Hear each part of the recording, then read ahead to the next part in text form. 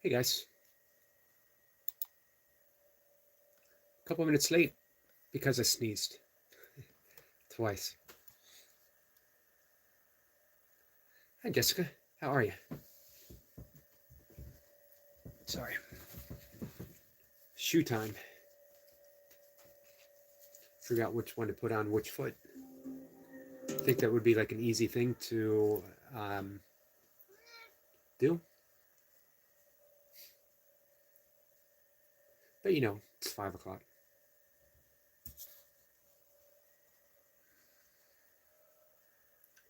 Hey Storm Chaser, how are you?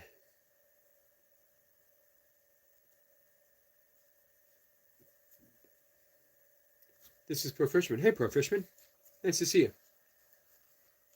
Oh, you changed your name.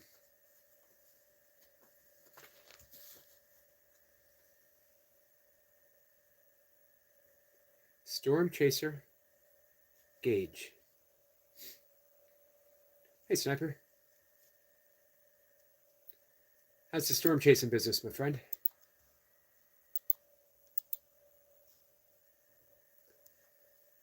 So we're going to talk a little bit. We're going to do some breath work. But I'm going to go for a walk. Hi, cat.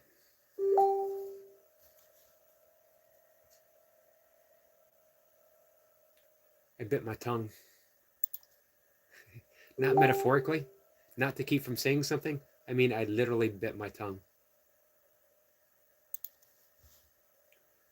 One of the issues with the jaw being misaligned is I bite myself. That's not good. It's not good to bite other people, obviously, but it's just as bad, it may be even worse, to bite ourselves. But there it is. So my morning has been spent sneezing and biting myself. How's your morning been, everyone? Storm Chaser says, it's good, just made my first vid. Check it out on my channel if anyone's interested. Awesome, I will. Of course I'm interested. So, let me read something real quick. This is from chapter 28. Just a little thing from the course. Let me post it. What's up, Carl? And then I might read what I wrote, and then we're going to do some breath work. If anyone is up, let me know. You up for some breath work?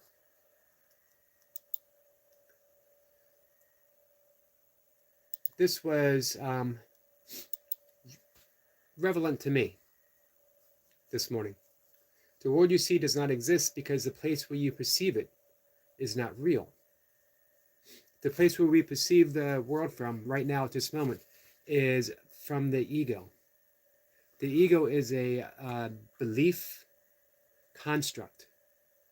It means it has been literally constructed by beliefs that we have inherited, that we have come to, not entirely of our own volition.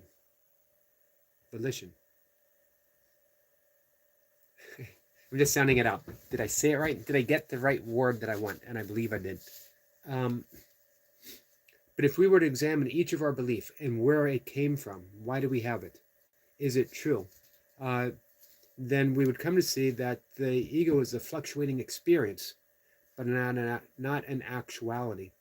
And if the world that we have is based upon a fluctuating experience, then the world itself cannot be a consistent thing.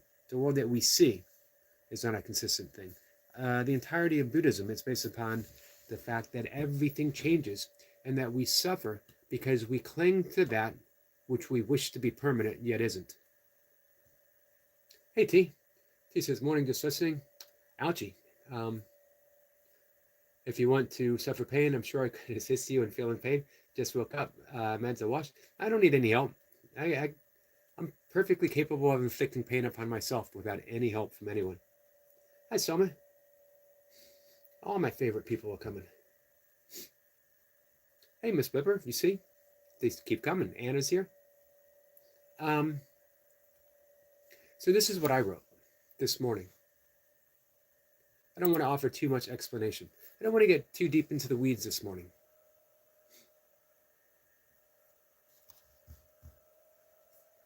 Give me 1 second. All right. We could say that the sole purpose of the past is to serve forgiveness, that it exists only as long as memory holds to it within the present moment. And once forgiven, it is then no more. Karma shows us that yes, there are consequences that carry forward, lingering effects, and even deep wounds. Nothing is bypassed here. Every wound is acknowledged and brought to the healing light that's offered right now. We are not the end result of past trauma, but a present moment awareness that chooses only love, for that is what we truly are. Forgiveness simply reminds us that this is so. So, yes, it's always the present moment. It's never not the present moment. And everything that has ever happened has happened within the present moment.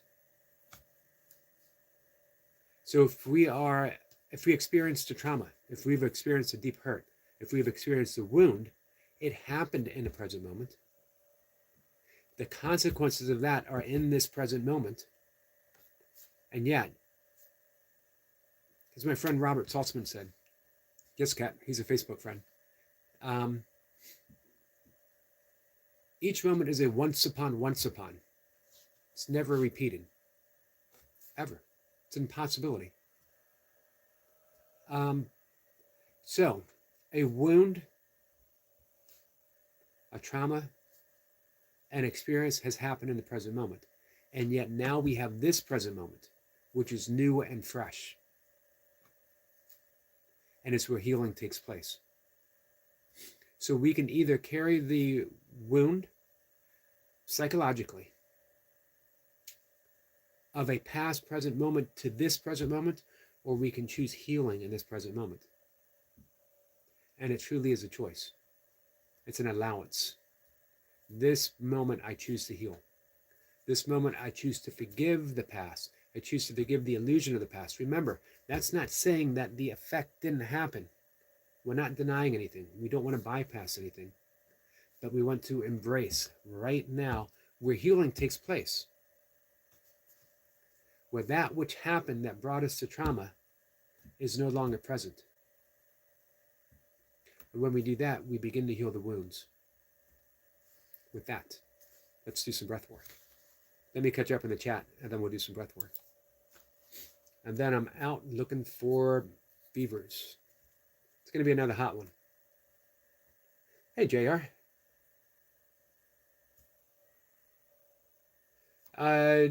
JR, what's with the letters?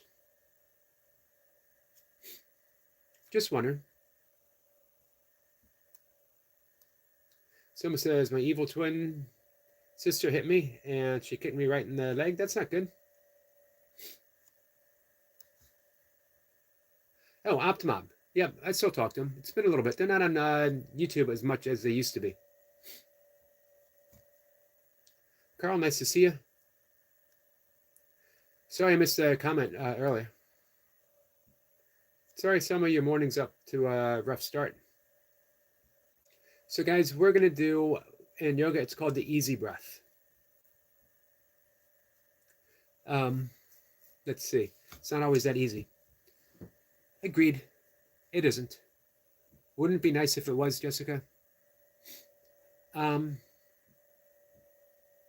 That's why we call it a practice. That's why we have a spiritual practice. That's why we practice prayer. That's why we practice meditation. That's why we practice breath work. That's why we practice forgiveness. If it was easy, if we were good at it, we wouldn't need to practice. But here's the thing. I don't know how you feel about Tom Brady. I think everyone could acknowledge that he was a great quarterback, whether you like him or not, whether he cheated or not, whatever. He was still a great quarterback. He still had to practice. Imagine that. Professional football players, the best of the best of the best. Sorry, Carl. American football players. Carl, I apologize. Carly, forgive me.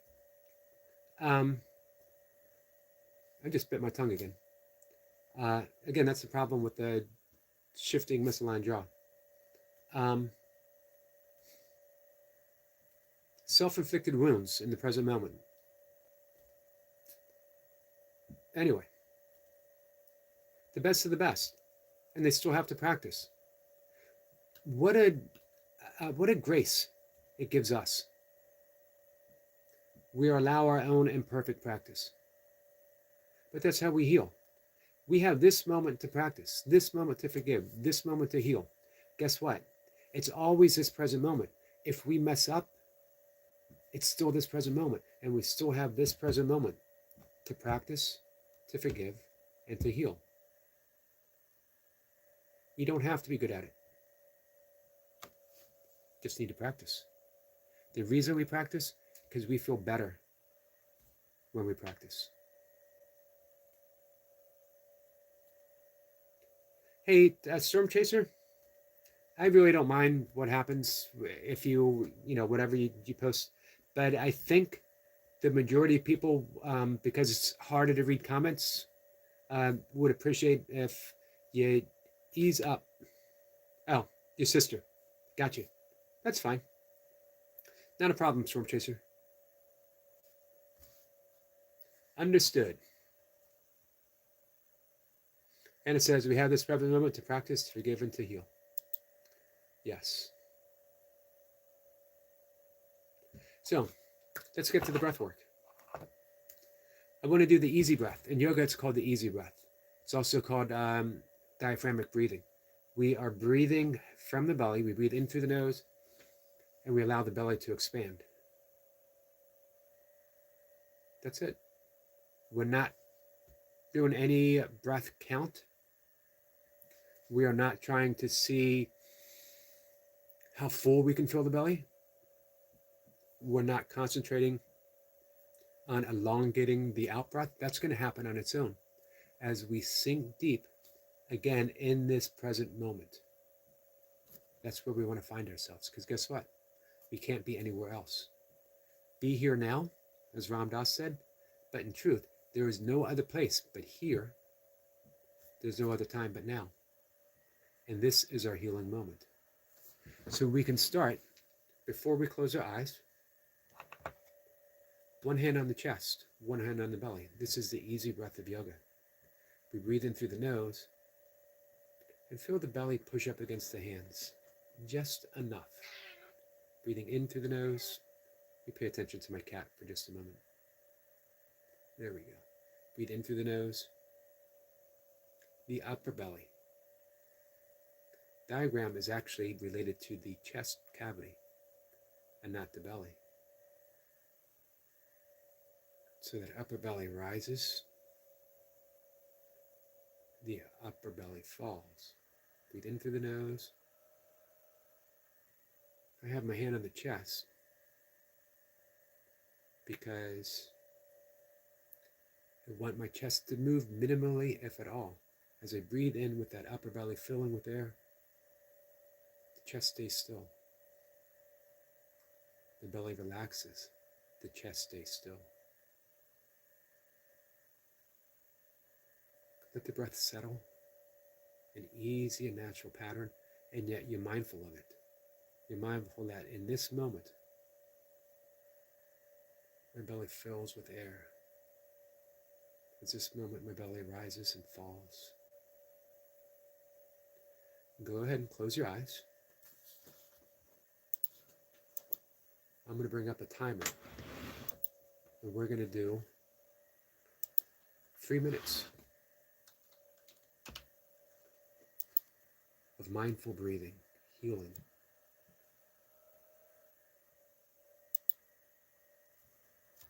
Listen for the ring of the bell. I will be talking throughout. Keep focused on that rise and fall of the breath. Listen for the timer.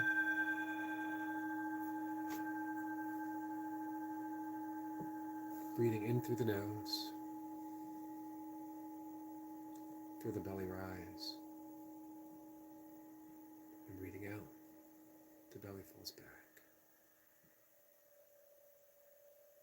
In and out. in and out, your own pace.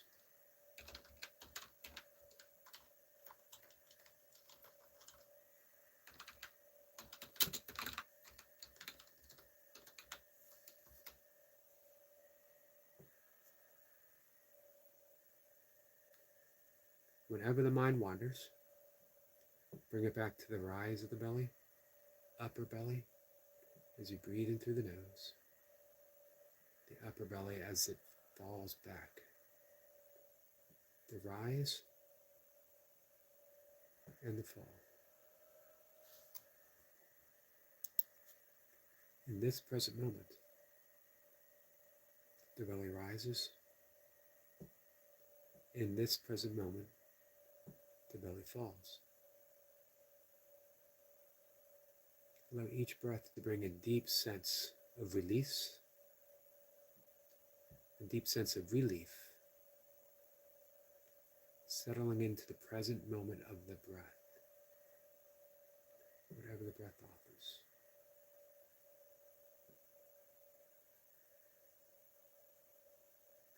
Just the belly moving. The chest is so still that we don't even place our attention on it. We keep our attention on the belly. Rising like a wave with the in-breath, receding like a wave on the out-breath. Eyes are closed. Settle into the pattern of the breath.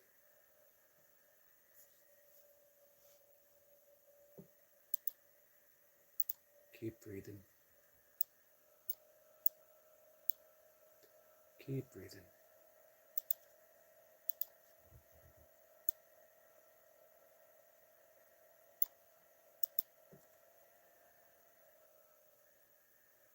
The mind wanders. We bring it back to the breath. There is nowhere but right now. No other time exists but this present moment, the present breath.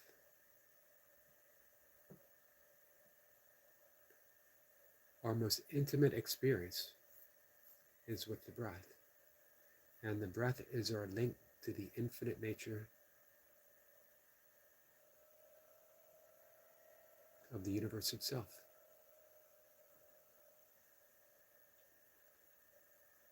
As we breathe in, we bring in the infinite potentiality of healing. All healing takes place in this present moment. Right now, we are not experiencing anything but the present moment awareness of the breath. Even when we have other thoughts, we are experiencing the present moment awareness of those thoughts. Any thought that surfaces,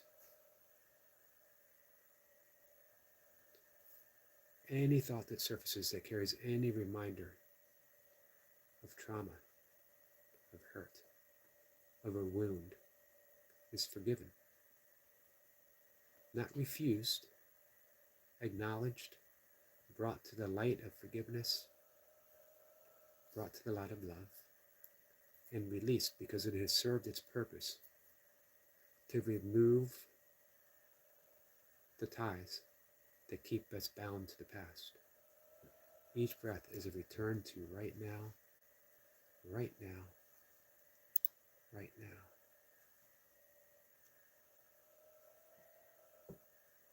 Breathing in. As we breathe in, just going to offer a reminder. I love you. As we exhale, I'm going to accept your love for me. And as we breathe together, we offer each other love. 30 seconds, keep breathing, and I'm going to be quiet and just remain still, breathing, comforted and comfortable.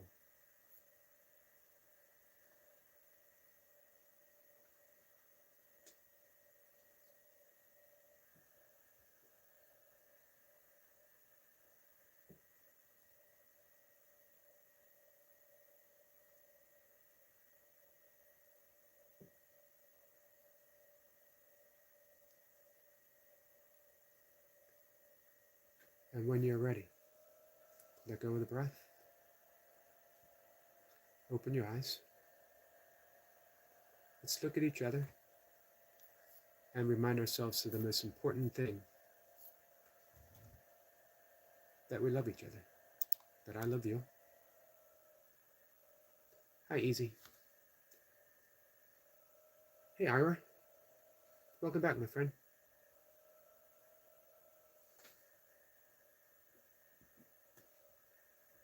JR says, how long do you meditate a day, Yogi? I meditate anywhere from 20 to 40 minutes twice a day. Sometimes 3 times a day if I really feel that I need to, or I just want to. But it's always twice a day. Very rarely. I think the only times I've missed twice a day, and even then, it was a rare occasion, when I was running 24-hour or 100-mile races, or something huge had happened.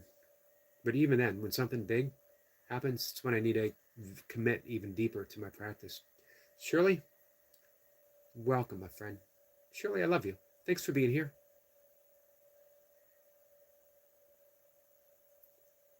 We'll check you out, Storm Chaser.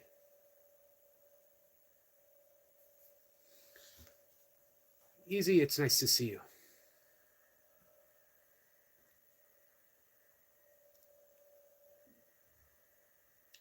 Hey, Mick.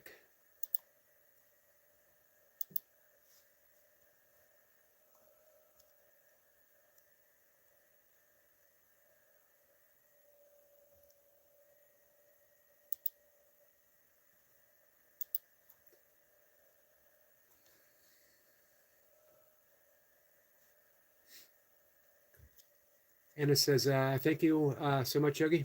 I feel calm. Jessica says, thank you, Eric. Anna says, good morning, Easy. So, and Kat says, thank you. You're welcome, all of you. We can check in with that breath anytime.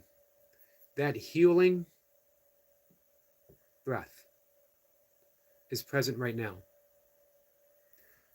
It's one of my all-time favorite breaths to do.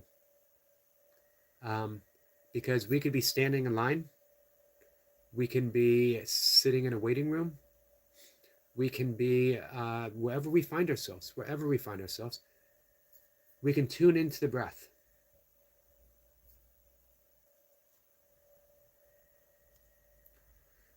Thank you, T.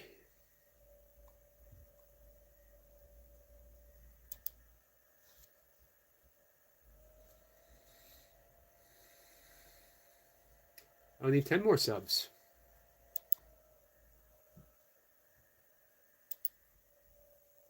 All right, guys, in just a minute, I will head out and take my walk. I just subscribed to Storm Chaser on my other channel. I've been subscribed to Storm Chaser for a while. Let me switch back. 8 more to go, my friend. 8 more to go. I did hear about that, Carl. The news popped up when I turned on my computer.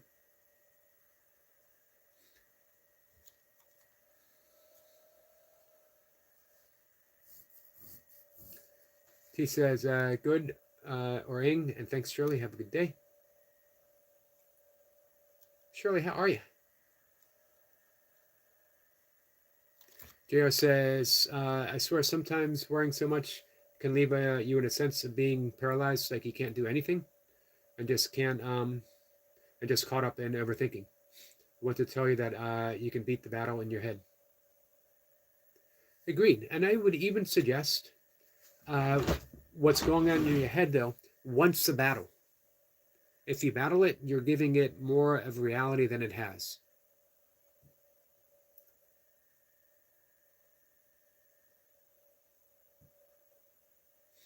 Shirley says, I hope you all are well. Yes, Shirley. Shirley, how are you? The ego wants nothing more than a battle. Loves nothing better than a battle. And we are always quick to supply it with one. And now we're a spiritual warrior. Jared says, but if I don't battle it, Yogi, it wins every time. Does it?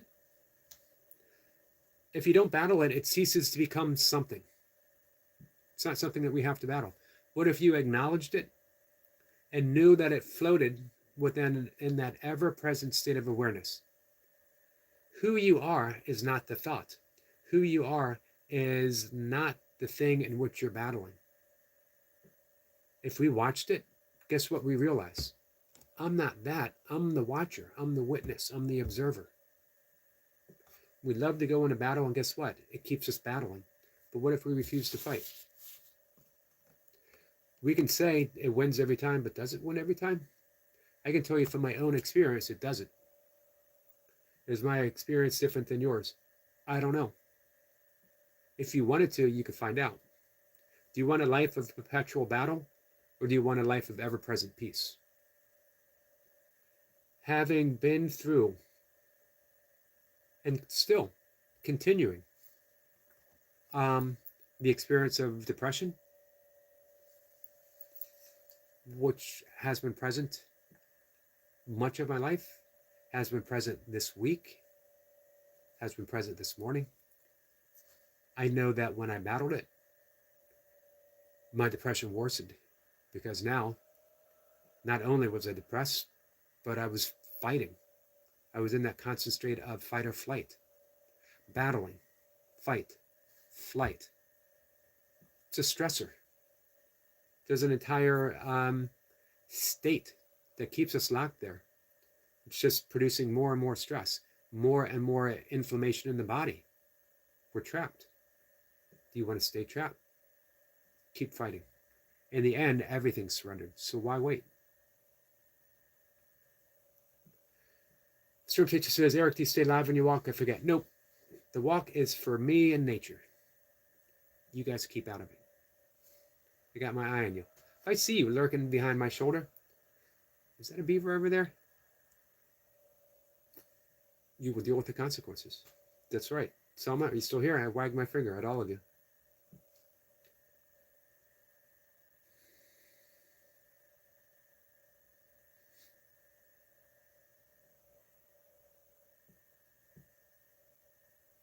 We have earthquakes here on the East Coast every so often. A couple years ago, I felt one. I probably felt maybe half a dozen or more around here. She says, Storm, Yogi takes clips, but not live usually. He's 3 times a day, sometimes 4. I might be live again this morning for my kettlebell workout. Haven't made up my mind yet. Jerry says, if I didn't fight it, how would you suggest overcoming it? What if it wasn't a thing to be overcome, but a thing to be healed? See, here's the thing. We're conditioned from birth to battle. Us against them. There is no them. There's no us. Why does everything have to be overcome? What if we acknowledged it? And as we acknowledge it, we investigate. Here's the entirety of yoga. Everything changes through the lens of awareness. And yoga brings everything to our awareness, because awareness is who we are. It's the same as Buddhism.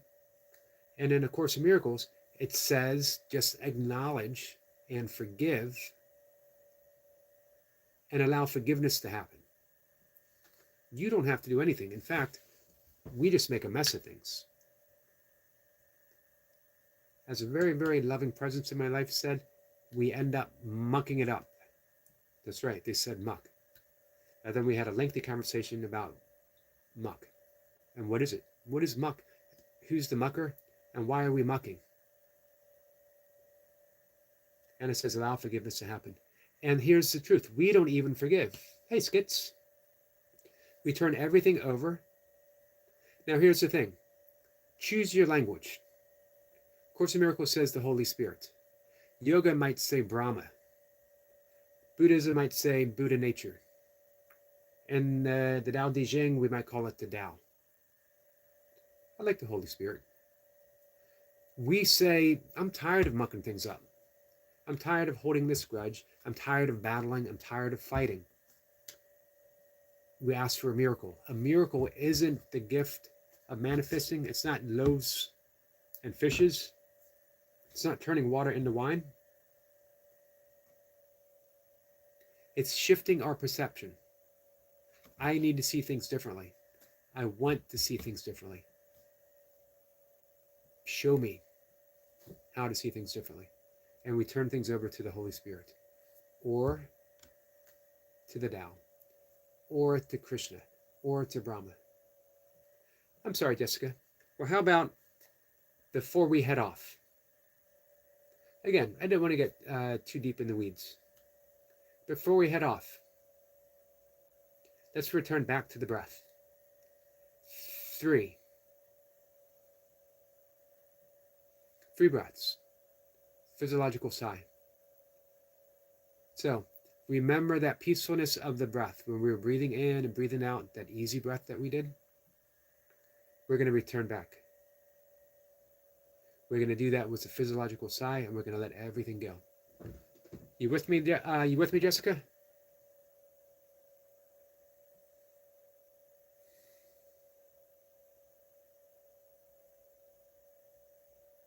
Jessica says yeah.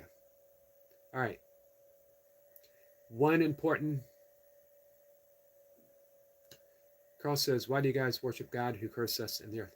So here's the thing, Carl. Where did you hear anything about worship in the entirety? Hey, Runner Boy, I was thinking about you this morning.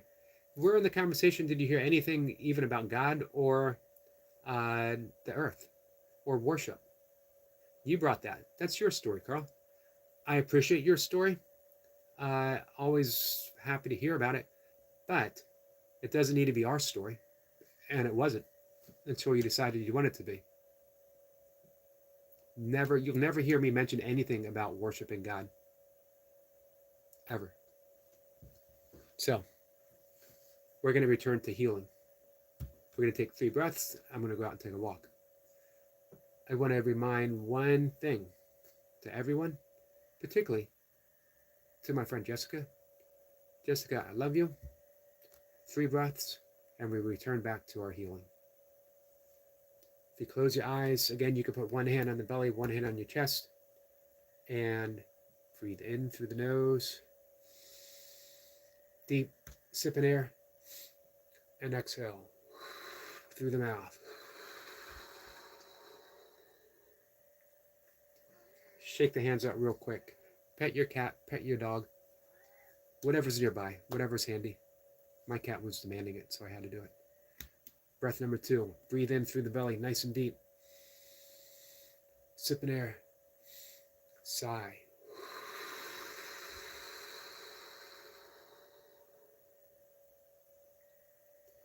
Relax the shoulders, relax the jaw. We have one more breath to take. Breathe in through the belly, filling it up, in through the nose, nice and deep. Sip in air. Sigh.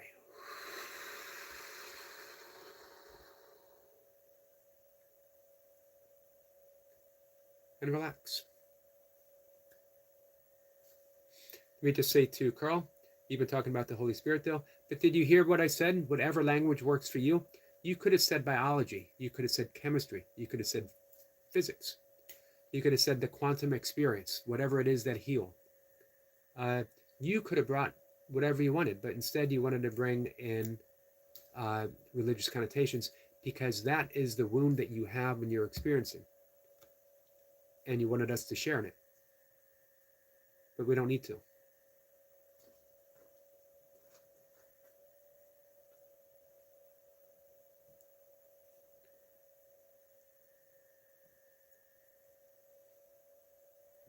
Let's see the cat. She's all settled right now. She says, Anna, what a fun word for this channel. Promiscuity. What a difficult word for this channel, because I can't always say it properly. I learned the full meaning of the word promiscuity yesterday during your live stream, Yogi. The first thought I had the same meaning as the French word promiscuity. Promiscuity? Did I say that right? Jessica says, thank you, Eric. I love you. I love you too, Jessica.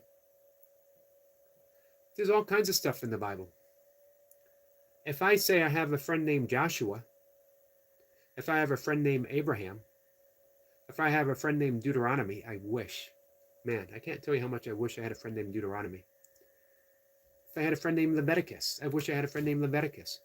Imagine me, Deuteronomy, and Leviticus hanging out in a bar, having a beer, watching the game, watching a football game, and by that I mean watching people with a football kicking it back and forth and trying to score a goal. I'm talking about real football. I'm not talking about that American thing. Imagine that. Me, Leviticus, Deuteronomy, kicking back, enjoying each other's company. You guys would be pretty jealous. Me and my friends. Anyway, if I say Deuteronomy, Leviticus, Abraham, if I have a friend named Adam, guess what? I have 2 friends named Adam that hang out in the live stream. They're mentioned in the Bible. So do we have to get biblical? Just because it's some word is in the Bible, we don't need to bring everything into our story. That's the nature of forgiveness, letting the story go. An atom is an atom is an atom.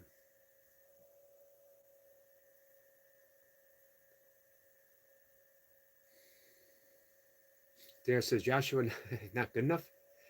Don't judge my friend Joshua. Hey, Michael. Thinking Rummy really puts me on tilt. What should I do to eliminate it? Well, I don't know what tilt means. What's the matter with playing gin rummy, though?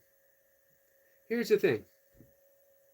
Nothing is inherently bad or good by itself until we assign it something. This is good, this is bad.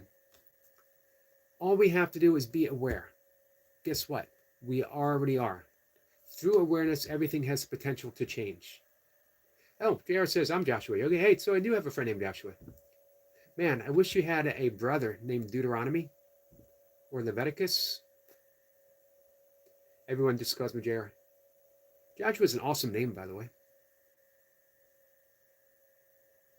Semper says, Michael, a few hands of solitaire. Next is frustration and anger, not thinking clearly, make poor decisions. I would agree with that. What are you doing to mitigate frustration and anger?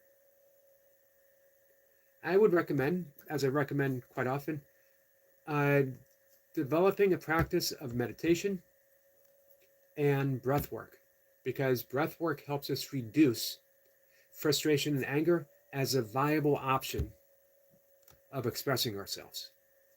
Frustration and anger is just an expression.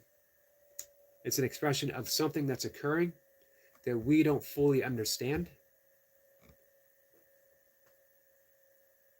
But when we do understand it, or at least when we can witness it, when we can relate to it as a witness, it loses its sting.